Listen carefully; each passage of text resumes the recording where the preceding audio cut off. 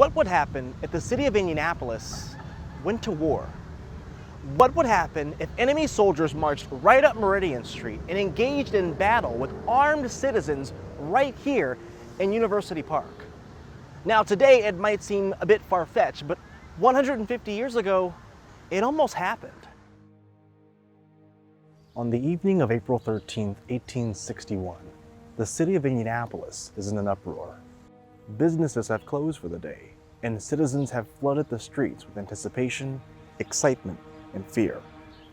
Thousands of people have packed the Metropolitan Theater to learn about the capture of Fort Sumter by Confederate rebels. Many Indianapolis residents saw the attack as unprovoked, and the city quickly worked to recruit thousands of men to join the Union Army. But over the next 2 years, war fever would subside. Indianapolis was far from battlefield action, so citizens went on about their lives.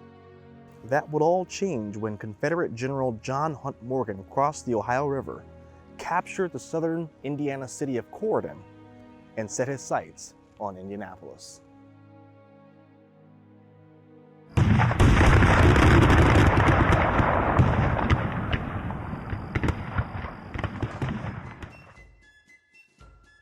Indiana Governor Oliver Morton was terrified of a possible rebel invasion, and he sounded the alarm for every man of age in the state to come to Indianapolis and defend the capital city.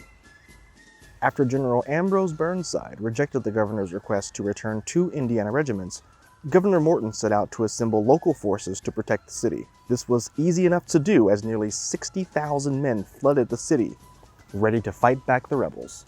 In preparation for a nasty battle, most banks collected their money and had it sent up north for safekeeping. The military took control of local railroad and telegraph lines. Communication and transportation in and out of Indianapolis was strictly monitored. On the morning of Monday, July 13, 1863, Indianapolis was quiet. The entire city was on edge and ready for a deadly fight with General Morgan and his men. Then, alarm bells rang out across the city. Union soldiers took up their arms and reported to their assigned stations.